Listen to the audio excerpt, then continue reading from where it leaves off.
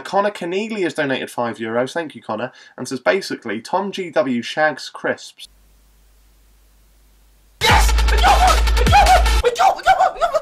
Wait, TomGW shags crisps. Good to know. Right, come on then, this needs explaining. TomGW, fix your behaviour. Get your dick out of the packet of quavers. You're right, lads. Now, I don't know about you, but I think it's about time I explain what it is with me and crisps. I'm very late to talk about this, I know, but while it was happening, I was too confused to even want to make a video about it. But now that all these allegations have died down, I guess we can actually discuss what happened. So welcome to another episode of It Pum to Beauty. Let's go. But TomGW shags crisps. Oh! Look out! I think Moto likes you. Cheers for that, I think. So because in the past few months there's been tweets, videos and even songs about me having sexual intercourse with bags of quavers, I thought I'd give you the answers to 3 questions you might have. 1, when it all started. 2, how it all started. And 3, why it all started.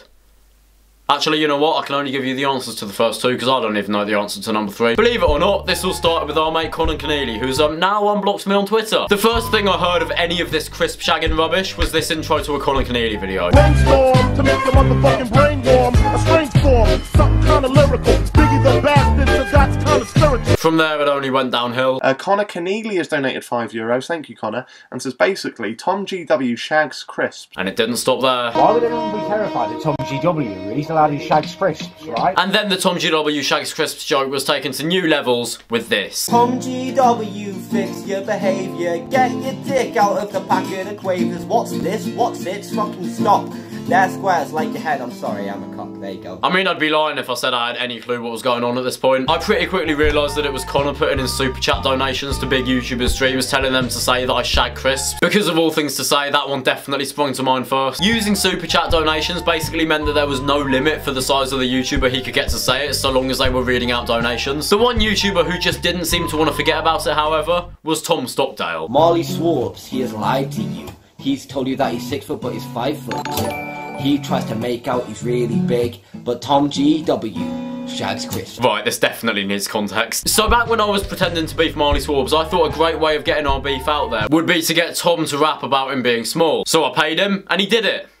For about 5 seconds. The remaining 10 seconds was about me having sex with crisps. Misbehaviour, anytime he's around the quavers. Oh, what's this? It's what's it? He's got his cock in the bag again, and that's why it's cheesy. Ooh, feeling queasy, flows so cool. We definitely need these lyrics explained on Genius. He tries to make out he's really big, but TomGW shags crisps. Oh. There was also this FIFA YouTuber with well over 100k subs that said it randomly in one of his videos. Like, there was no prior context, he just randomly said it. Hey, TomGW shags crisps. Good to know, man. 50k pack. I only assumed that Connor was behind that one as well. But my absolute favourite TomGW shags crisps moment is without a doubt this one. Marley Swarps is terrified of TomGW, apparently. Why would anyone be terrified that TomGW is allowed to shag crisps, right?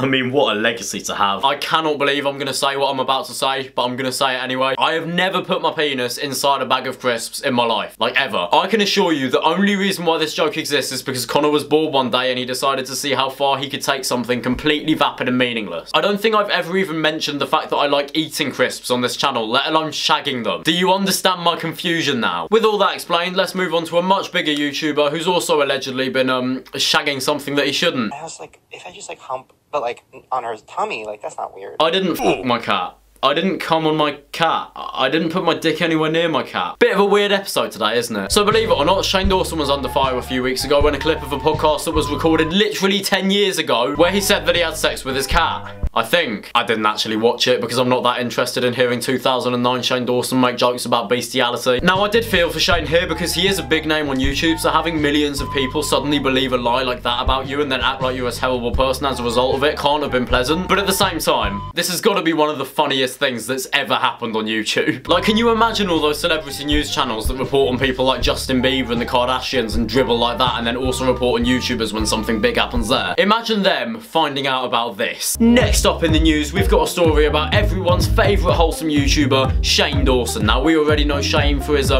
amazing, epic, cool documentaries and his endless honey sponsorships. But today, we've got another breaking story about him. Wait, what's he done? He shagged his cat. He's done what? The memes didn't disappoint either. We're going to be a girl. Bruh, we're on Shane Dawson's cat. As Shane's cat, this means nothing to me. And then what does it say in the brackets? He came on me. Also, when I was looking for things to put in this part of the video, I tried looking at the Twitter account at Shane Dawson Cat, but it's been suspended. So I guess it's up to your imagination to think about the things that must have been posted on that account. But anyway, later that week, Shane Dawson got engaged to his boyfriend, so you know, it wasn't all bad for him. Unfortunately though, the memes didn't stop. Oh, the poor man.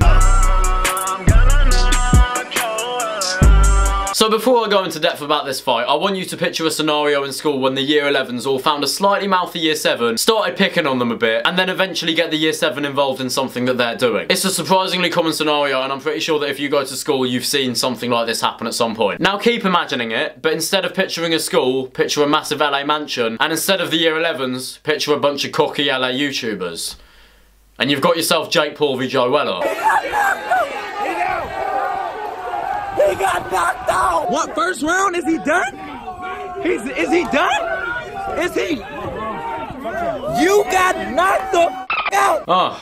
He's likeable, isn't he? So this started when Joe Weller was in LA and he tweeted asking if there were any YouTubers in the area that wanted to collab with him. Jake Paul, being the big dominant alpha male he is, asked if Joe wanted to spar him. Then Joe, not seeing the slightest bit of danger, goes, yeah, I get to put Jake Paul in my title and thumbnail. That's a good idea. Because that's the only reason why he went, let's be fair. Joe hadn't boxed in over a year, so I don't know what he was thinking going in there against a guy who regularly boxes. To be honest, at this point there were two possible outcomes of how this could have gone. Let's see if you can figure out which way it actually went. Did Jake Paul A, invite Joe Weller to his house with good and fair intentions and have an entirely respectful boxing match without flexing on anyone? Or did he B, act like a complete tosser the whole time, not show Joe any respect, literally step over Joe as he was knocked down, shove the camera in his face as he was knocked down, and then also make a diss track on him?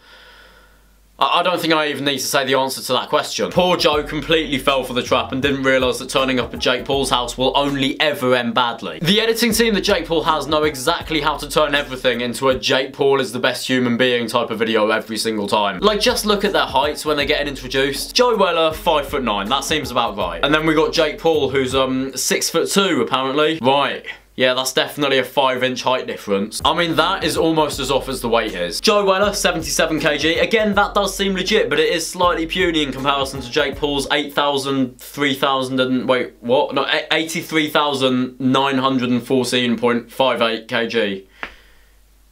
What? In all honesty, there's not actually that much to say about the fight itself because it was over in one round. Joe put up an okay fight considering his lack of training, but at the same time, like, he didn't really prove anything here. Like, what was he trying to prove in the first place? That he doesn't care one bit what people think of him? To be honest, I actually kind of respect that. I thought that Joe being in the music video of the diss track was actually kind of funny. I don't really see why everyone saw it as such a massive big problem. Like, it's just a YouTuber diss track at the end of the day. Like, I don't see why people care that much. And like I said earlier, the editing team definitely made it look like Joe was sucking up to Jake more than he actually was. The only clips of Joe they would have used are the ones where he's pointing at himself and acting like an idiot because it makes Jake look good. Any clips that Joe looked even slightly imposing in, they would have cut out because that might taint the perfect image of Jake Paul, this amazing YouTuber who will fight literally anyone that is apart from Gib. Even if it wasn't the editors that portrayed Joe like that and Joe purely did that to himself, I still respect the hustle of turning up at Jake Paul's house just to get his name in the title. Like, I do respect the hustle, I do. One final thing I want to mention about this is one of the lines in Jake's diss track.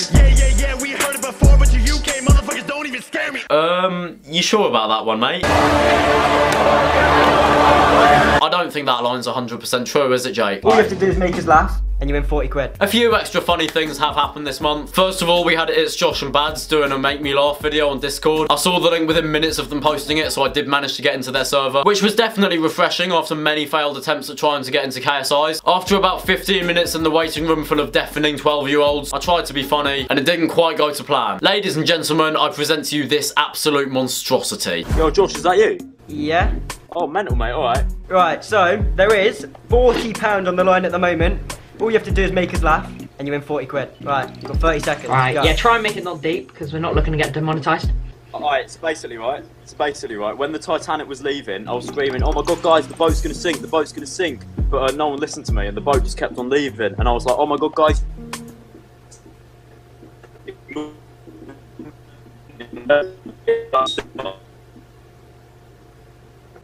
I'm actually fuming. I'm actually fuming. When I told them the joke, I finished talking and I heard nothing. Like nothing. And I thought that was because I simply wasn't funny enough. But after watching this, I realised the only reason why I was kicked was because I lagged out. I genuinely could have got the money. I mean, to be fair, they probably still wouldn't have laughed. The joke itself wasn't that funny. For anyone wondering, the joke was I kept on saying that the Titanic was going to sink as it was leaving, but no one was listening to me until eventually they kicked me out of the cinema. I personally think that's top quality comedy. But unfortunately, due to these awful technical difficulties, I was robbed of that £40.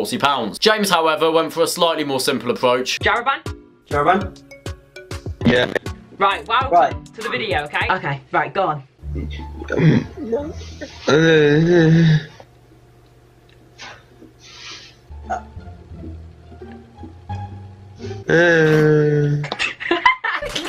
I genuinely have nothing to add to that. Right, so that is the end of today's video. Unfortunately, this is going to be my last video until the end of exams. My final exam is on the 14th of June, so after that I'll be able to make videos again, but until then I'm going to be focusing just on that. I am very sorry about that. I don't really want to leave the channel blank for 2 months, but I think sometimes it is necessary. So I hope you've enjoyed the video. I hope you've enjoyed the videos like all of this year.